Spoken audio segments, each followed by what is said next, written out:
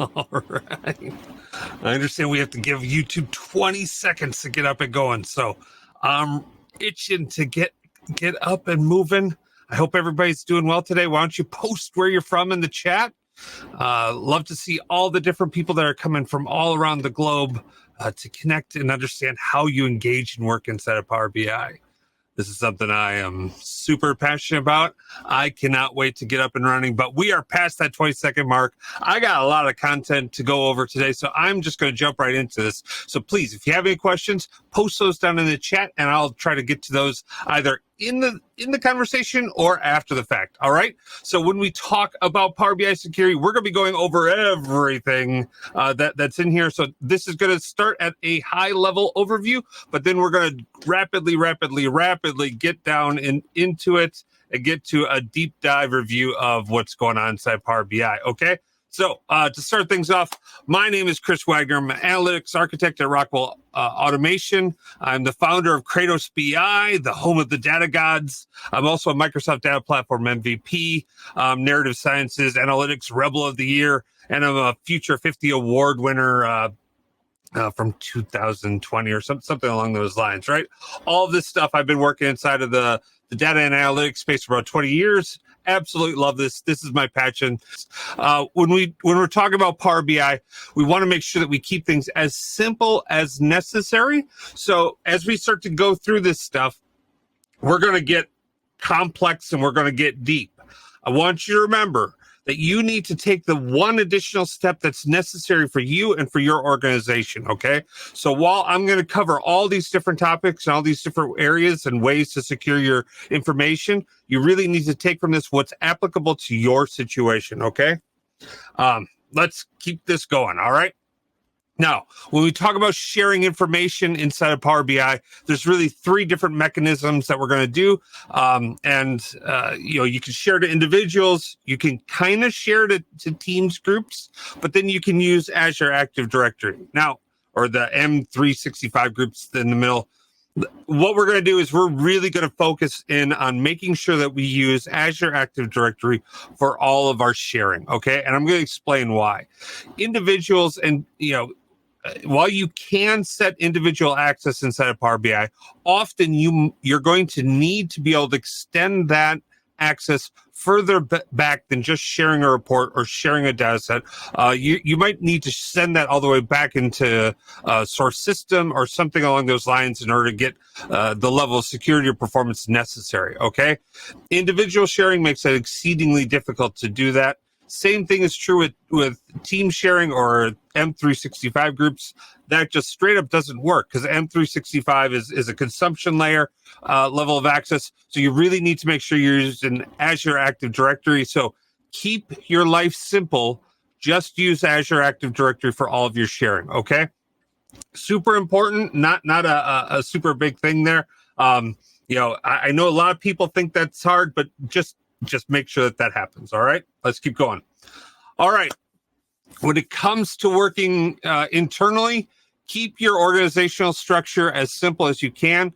Think about admins, the people who are administrating either services or data sets or workspaces or reports. Then think about like creators, the people who are creating things on top of that information. And a creator could be a data set.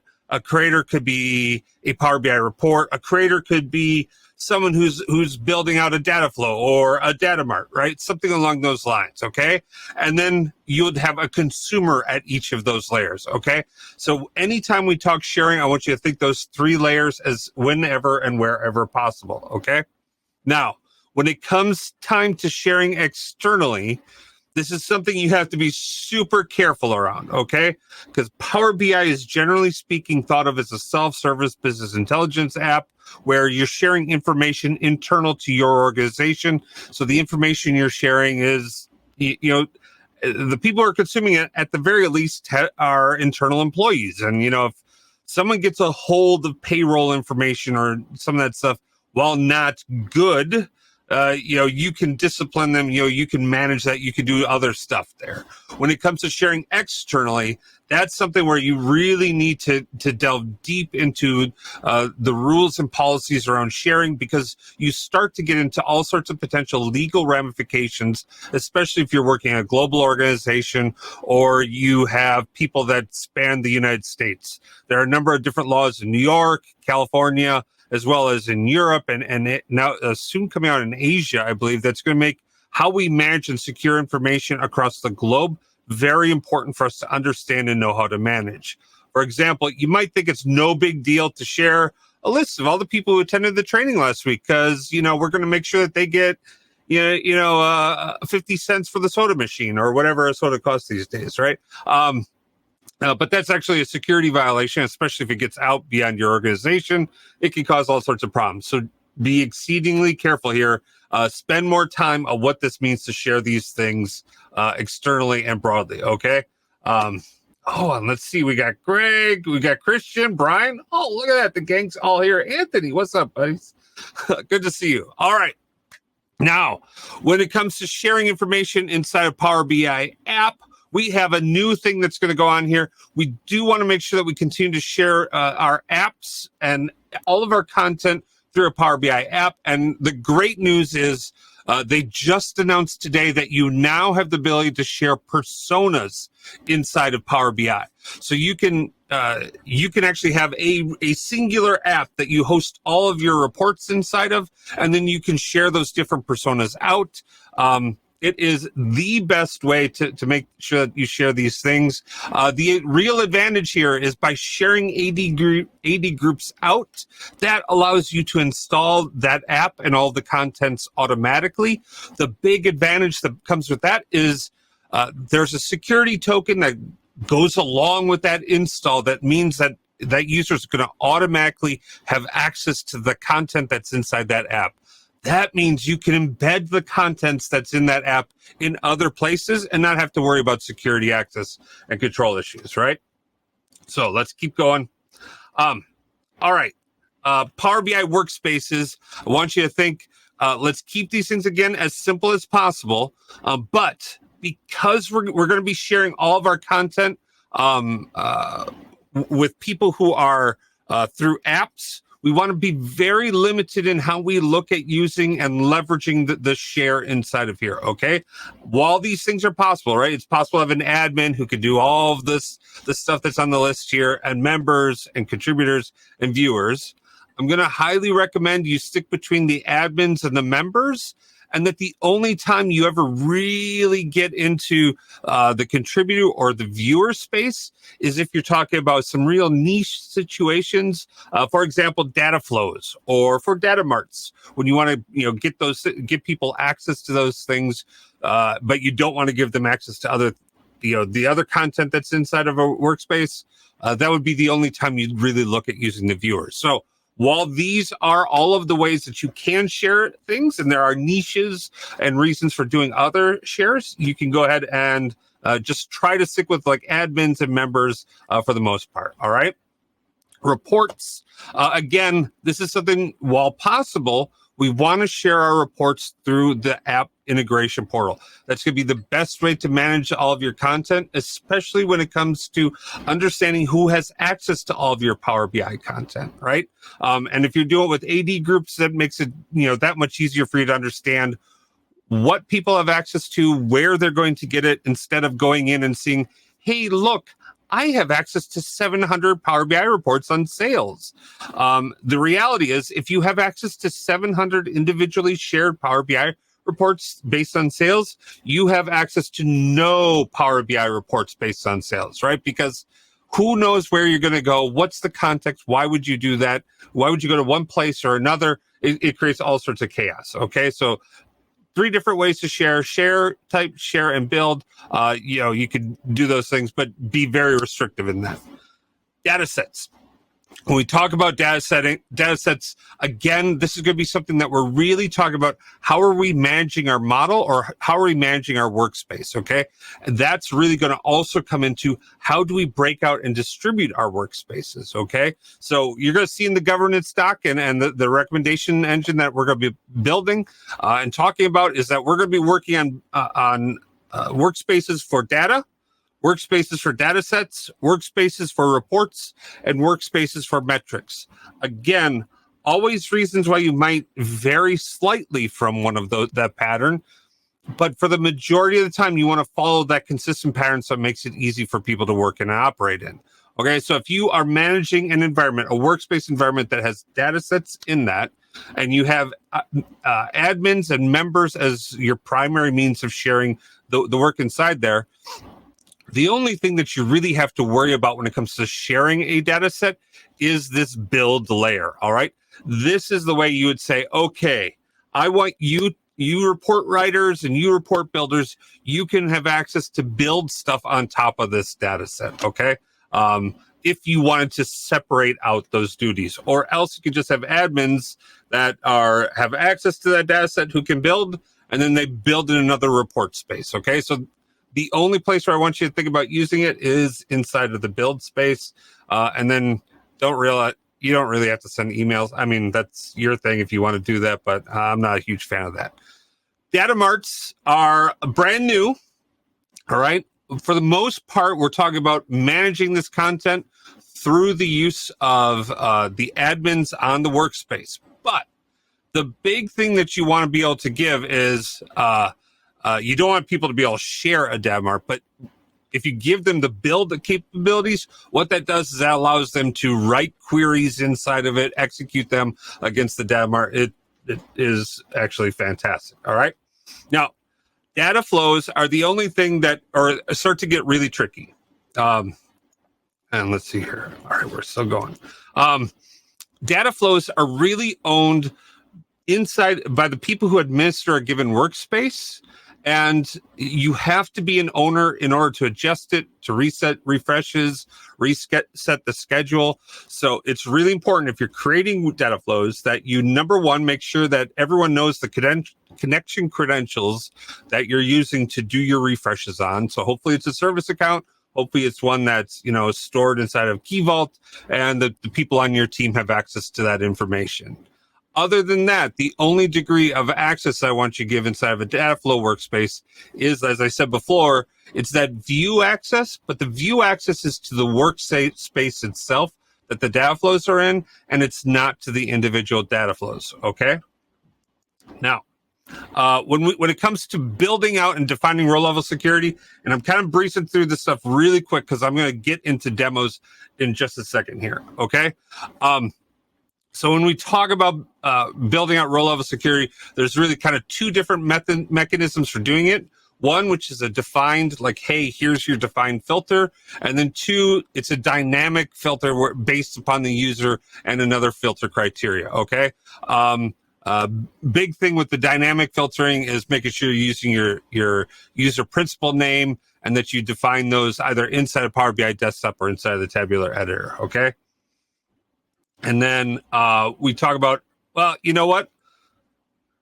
Let's stop with the slides. I'm going to just go over to my desktop and we start to go through this. How does that sound, guys? Yeah? All right. So let me pull this stuff up. Now, oh my gosh. All right. So here we have a base. Actually, I don't want to do this. This is not my first one. Sorry. So this is, oh my gosh.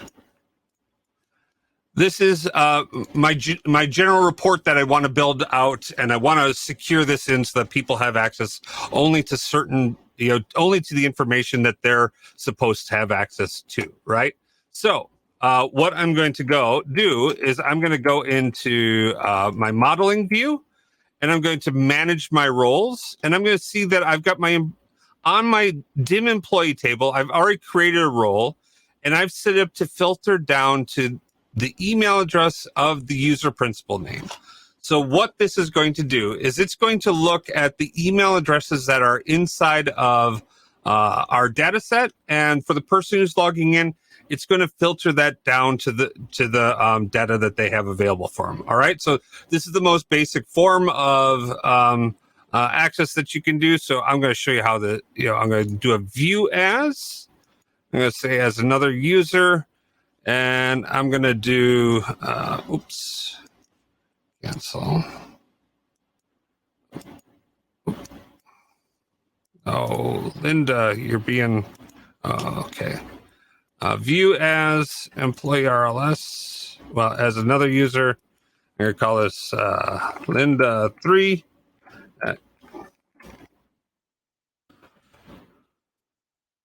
Works. All right, hit OK. On. Oh, why is that not working? Oh, I know. Yeah, I'd have to be doing under dynamic and setting up as that. But okay, so because I currently don't have access, my name wasn't in there, I'm getting no results back. So, hey, this is truly secure. That's good to go. I have some kind of problems here, and I'm going to get into that in just a little bit. I'm going to show you why I have an error there and what you can do to resolve that. Okay. So that's basic row level security that you can add in. It's nice when you can do that dynamic level of access because it becomes really easy to start to ingrain and start to work with that information. Now, one of the things that people have always asked for as strive to understand how they can do this is how can you establish column level security on inside of Power BI? And that is something that is a little tricky because natively speaking inside of Power BI, you can't do column level security. Okay. Column level security is something that has to be done at the database level. And it's something that, you can actually build in on the back end. So in this case, I have actually built out two visuals, one that shows, without the column level security in place, and one that would show with the column level security in place and how that would work. So I can go in and I can test this out by going to model. I can go to view as, and I can choose my no cost and my secured role. Let's go. Oh my gosh. Well, okay, why is that not working?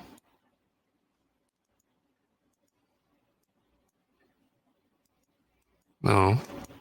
All right. Well, that is not working the way it's supposed to, but what ends up happening is this ends up filtering down to just the people that you're allowed to see, or it defaults to a given day. So for example, Wednesday, August 24th is today.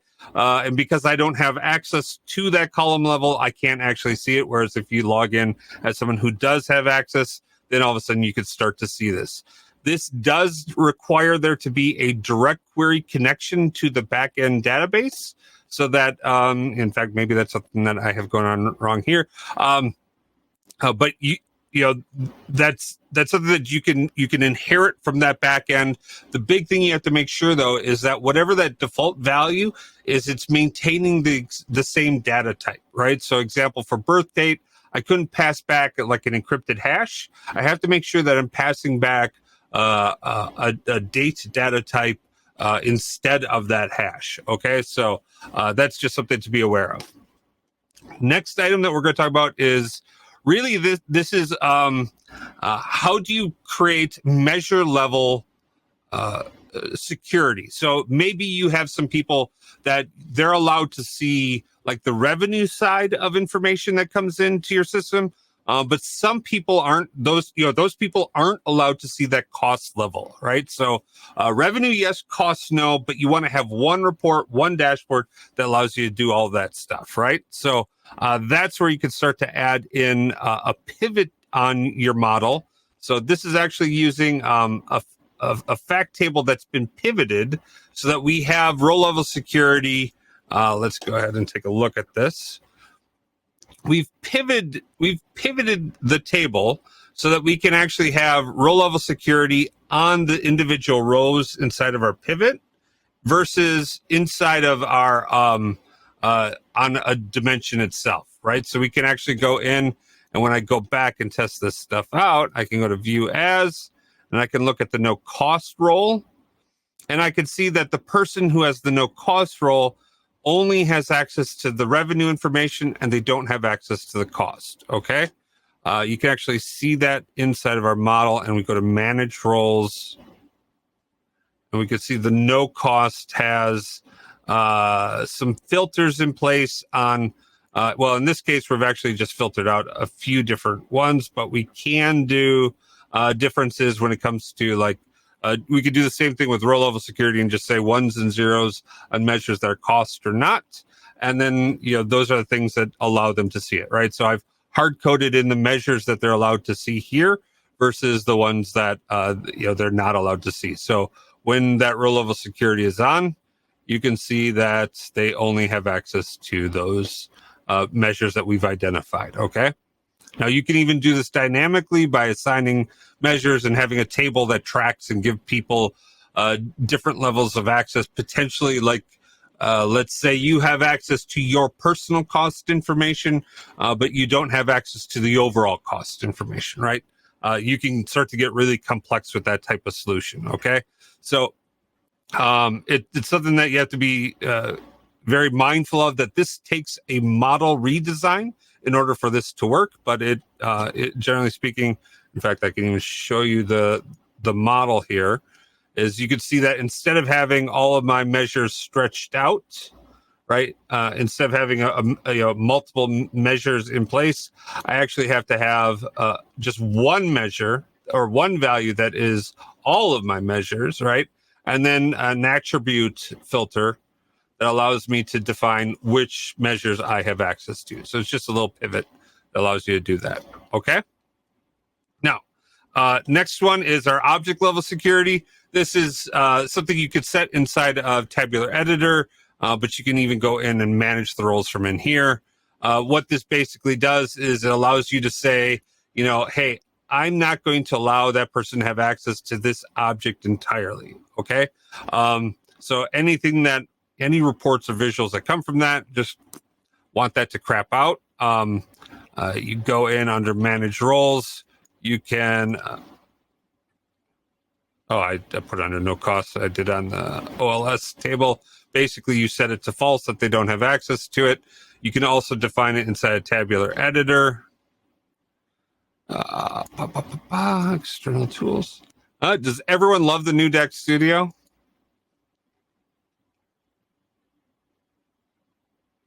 Quick, open that up too for you guys. Did everybody see this today? Huh? Oh, this is pretty exciting. So I'm excited about having access to a new Deck Studio.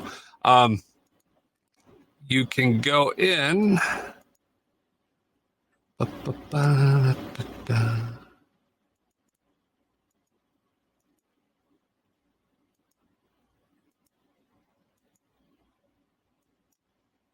You can actually go in and you can open it up, and you can see that inside of here, there's no access defined for that object level security. So if for that given, for the no cost, you can see that they do not have access to that, where read all does have access to this given table. Okay.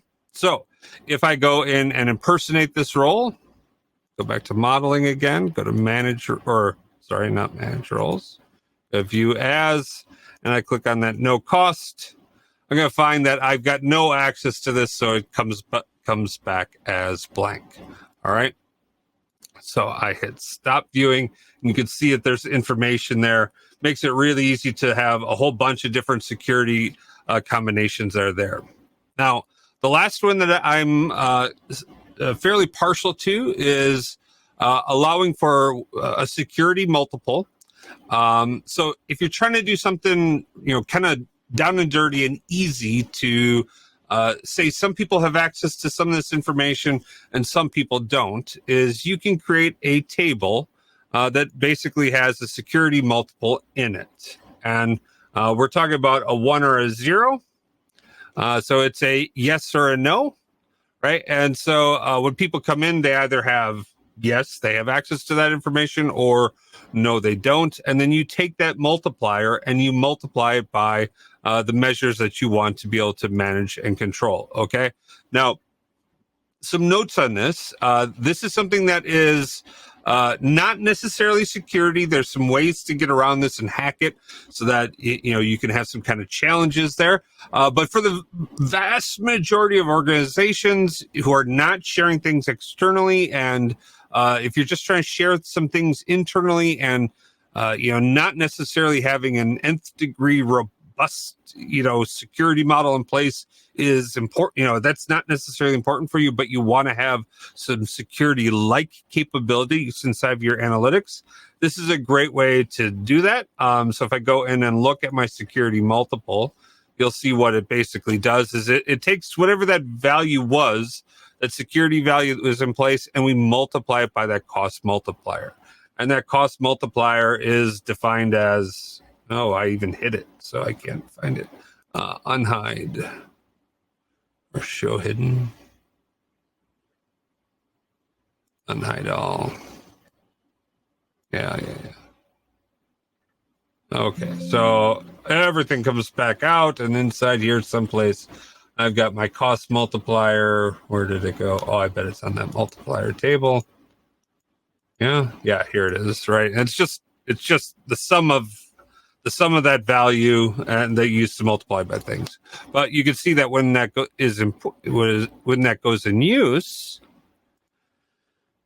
view as again, and we could say that no cost individual. Again, we get a situation where they don't have access to that information, and they can go ahead and see that. Okay, so we've kind of covered row level security, basic. We've covered the object level security. We've covered column level encryption. We've covered security multiples. We've also covered how do you set all those things up. But there's one form of security that we haven't covered, and that's a situation, the security side, where remember when we set this up and I set up my view as, and I said employee level RLS, this would return values if I happen to be inside there. But I got these errors here, and that's a problem because I don't want to have errors. The question is, why am I getting these errors? And if I look at this, I could see that there's the expected to form a tree, but the table has 2 join paths. And basically what ends up happening is there's how we're doing this. And let's go ahead and take a look at the situation that I have in this case. And that's, I'm trying to view sales, right? Sales by the old salesperson if customers were broken out by that. So I'm in a situation in this case where I've got, if I look at my fact values, I've got the original salespeople who are aligned and set up in a situation. Where are my keys?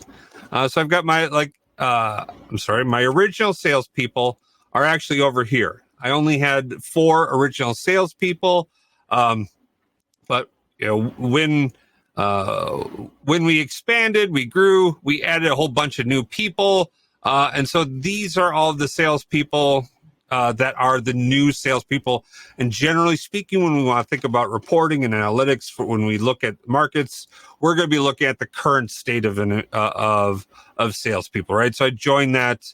If I look at my joins, I'm actually doing that inside of my employee table in the same way that I'm using my role-playing dimensions and my joins inside my dim date to be able to look at the different, order date, ship date, that type of a thing. I've got 2 different joins inside my employee dimensional table. And when I look at my fact table and I look at my measure, all I do is on my sales old person name, I'm using I calculate it. I calculate the value. Zoom in. Right. I calculate the value, right? And I say use relationship, because I still want sales, but I want to use that old version, right? So the historical connection, I want to use that, right? Now, okay, all well and good, but when I put row level security on my employee table, what ends up happening is that use relationship value is not supported with row level security. You can do some things to like kind of fake it around to get it to work, but what ends up happening is if you have these joins and relationships in place, it will always, the security will always maintain this old pathway or this active connection. Okay, so at no point in time can, in this case, Stefan or Amy ever see their whole grouping of old customers. All they end up seeing is anyone who's inside of this space who they happen to have a current relationship to. Right. So that is not what I want. I want people to be able to go back and forth, see these different groupings. But I need to have row level security on that employee table because, Stefan's only allowed to see his stuff. Amy's only allowed to see her stuff. And, Stefan and Amy's manager needs to be able to see both of them. But, we need to be able to dynamically flip back and forth. So how do you do that? That's a great question. And a big shout out to Stephen Rezel for coming up with the solution. No. Leave that alone. Oops. We'll close that. Okay. What you can do is you can make use of calculation groups and in order to manage the joins on this table. But the big key is you have to remove these joins so that you can still have row level security and you can still end up being able to still use the equivalent of use relationship. And I'm going to set that up right now for you. All right. So what I would do in that situation, right? I want to have this ability inside of here, but I want to be able to, control that. So I go into my manage relationships and I want to make sure that I remove this dim employee relationship to my VW, right? So here's this guy. I want to make sure I take that off and I want to make sure that I actually delete it. Okay. Delete it. And then on my old that I have, I want to delete that as well. I delete it, click close. I'm going to see those joins disappear. And you think, oh no, Chris, if you've deleted the joins, now we've got these problems. Well, number one, we've got that use relationship. That's just not going to work at all anymore. And that's right. So we're not going to use that use relationship anymore. So I'm going to replace that with the sales value. Right? Yeah. I'm going to do that on both my visuals, right? So I can get to good, but I've got the problem where I'm trying to slice by something where I don't have a dimensional value in place, okay?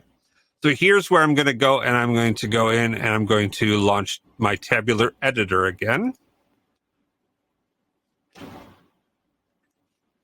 And I am going to make use of, I'm going to create a new calculation group in order to address this, okay? And so I'm going to call this HIST sales, because why not? All right, I'm going to expand that. I'm going to, we'll rename it because I don't like it when it's called name. We're going to call it HIST, or we're going to call it HIST and cur. Right, and then we're going to create some new items. So the new item that we're going to create, we're going to call it the current. Right, and so in order to do that, and I've wisely already prepped this ahead of time, I'm going to create a measure that's calculate the selected measure where we treat as, and we summarize that dimensional table on the employee key, right? So this is the current one. And then here is where we end up putting in the join, where we're going back to that factory seller table, right? So once that's all good, I hit yes, make sure that's in. And then we're going to also do a new one. We're going to call this history. And I'm going to do the exact same thing. But if I zoom in, everything is basically the same on the calculate, on the select, treat as, summarize. The only thing that's different is on that fact table, I'm going to be joining by this old value here. Okay. So once I have that as well, I can go ahead and I can save that back into my model. All right. I click on refresh. And I can go over here and I can see that I've got my new historic sales that's here. So I want to do a couple different things. I'm going to go in, I'm going to add this on a filter on the page. Oh my gosh, what is going on with that? Nobody likes that. That's ugly. There. All right, so I've got my history and current, so I can do current and everything stays in lockstep. I do history, that jumps. Okay, so that's good. But I can also do on any given visual. So I could say I want this visual to be historic and I want this visual to be current. So I can now do that exact same thing that I had before, but now my row level security is in place on my table, and I can be assured that Stephen can see both views and he can see all of the records that he should have access to. And I can be assured that Amy and everyone has access to all these things, right? So all of this stuff is set up and we're good to go, right? And so you say to yourself, hey, Chris, this is all well and good, but I've got some questions. How am I, where do I go to learn all this stuff? How do I go to manage all these things? Yeah, I say, yeah, that's a great question, right? So blah, blah, blah, blah, slide. We set that up. Now, these are the places I recommend that you go for resources on these things, right? So number one, Guy in the Cube actually has a fantastic mastering row level security course out on their site. It's I think it's like $85 or something like that. It's super inexpensive for what you get. It runs you through all of the nitty gritties on how you set up and do row level security. In fact, I recommend this to a lot of different people. I bet Enterprise DNI has a great course on this. I unfortunately don't know what that one is, but I'm sure that's out there too. I have a number of videos that are out there as well, but I also have a Power BI community of practice with the Power BI security guide. And so I've got some materials out there. I'm going to quick show this to you because I think this is something that, again, a lot of people could use as well when it comes to establishing your security. And so this is what is out on the website that you can go out and download right now. Is it's got all wait a minute, what happened to my there we go. So this basically runs you through all the different levels of security that you have broadly across the platform, right? So when it talks about workspace governance and overviewing, the different persona types that you have, the different types of workspaces that you have, right? Like you want to have a workspace for data, right? You want to have a workspace for data sets. You want to have one for reports. And then it's a real good idea to have a separate workspace for metrics. And the reason being is those metrics can connect to many different reports that are out there. And so you might have a unique security model in place for that as to who should see what and who has access there. So while you can use the metrics inside of a given workspace or whatnot, if you want to share metrics inside of one workspace, often you're going to find that it's better to build your metrics in one area that you're managing inside the Power BI service, but then share the experience of exploring and working with the metrics inside reports so you can curate those and you can make those more usable. All right, but inside here, we've got guidance on how you can set up your apps. This is a little bit of work in progress. They just released this feature, but this came out this morning. I've got updates already out there for you so you can help guide and direct that. Same thing is true with reports, how you set up your certifications, criteria for the different levels. Same thing with data sets, same thing with data marts, same thing with data flows. And then each of these links has access to the Microsoft Docs that are relevant to this. So you could just go ahead and find this. But each of these links also point back to this page, which is something that can really help you put together your complete ADLS or all your AD groups, all of your workspaces, and that you can do it in a very consistent and reliable manner. So it becomes really easy for you to find things in the service, support things, share things about, and get these things up and running. So this is set up so that you come in and fill out a handful of these different pieces of information. So like I fill in finance, I've the department or team's accounts receivable. I've created an abbreviation for each of these. Now I've highlighted in here what are the values that are used later throughout the experience, so you understand what has what's being referenced elsewhere. But by setting these things up, you end up, here's some very consistent workspace names, a workspace for data, a workspace for data sets, a subject layer that we might have to be specific on our reports. So we've got our fin accounts, accounts receivable, the P&L that we have in here, and then we've got a workspace metrics. Same thing is true. We've got a real easy to understand AD groups that we create for the different layers of admins, members, contributors, viewers. And then we also have data sets that get created for our build and share, right? So if you're going to be giving out the build capabilities to a data set, which is something that's, Microsoft just introduced, we've got this all set up in a real consistent manner for you. Same thing with data marks. And then most importantly, we make sure that we have a direct path into where we send support emails, that support information. It's very consistent. The reason it's important to set this stuff up is if you're managing, today, if you're just starting out and you just have a handful of reports, a handful of content, it's no big deal. But as many companies have seen, that handful of reports blossoms into a sea or a swamp of reports out there. It's hard to manage. It's hard to access. It's hard to understand how you would engage with that information.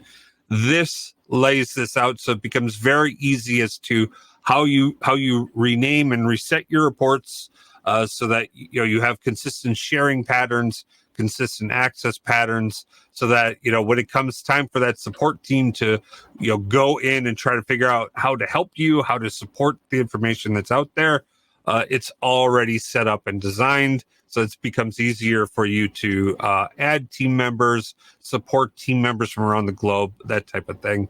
And then the last tab that we just added today was the ability for how you manage and govern apps now that you can have different audiences there, right? So in the past, you'd have a set of Power BI content, you'd share it to one group. And if you needed to have a similar set, but slightly different or more content, you'd actually have to recreate and duplicate those reports. Well, now with the audience, you can just say, okay, these reports go to these people, 1 through 5 go to these people, 6 through 10 go to these. This group gets odds and evens, this group gets odds, this group gets evens, right? This is an attempt to create a governance framework so that you can have some base level audiences that you would be targeting and sharing your information to, and then a structure for how you create those Active Directory groups for that publishing. So it becomes really easy for managers and other people to know, how do you get access to any of your content? How do you engage, and how do you get these things up and running? All right. Now, I am told that I've till 45, and so I think I have capped that off right at the end. Oh, I should before I do that, let me quick show you this too. Puppy power. Oh no, that's too late. Yep, yeah. Thank you. Oh yeah. So where'd it go? If you want to go ahead and get access to this, simply go to KratosBI.com, home of the data gods. Hey, big shout out to Helen Wall. Data God of the Week or Data Goddess of the Week. Check out the Power BI Community of Practice. Boy, I just hit it. And then we BI Security Guide. It's right out here. You can go out and download this, and this could be available for you as is. I'm going to copy that, and can I even paste? I can't chat with the group. Well, so it's out there. I just showed you how to get access to this. And yeah, that's, I think that's about it. I don't see, does anyone have any questions, any issues, challenges? The last message I see was about 30 seconds after I started. So I presume I'm still live. It says I'm still live. All right. Well, unclear. So I'm going to guess that I'm still going, but I want to thank you guys all so much for joining in. I hope you get a whole bunch of fun out of this conference. I have confidence that you guys can do all this stuff. This stuff, while it seems complex, it seems challenging, it's not the end of the world. It's something that I know that you can do. I've got confidence in you guys. You guys have a great day. Peace.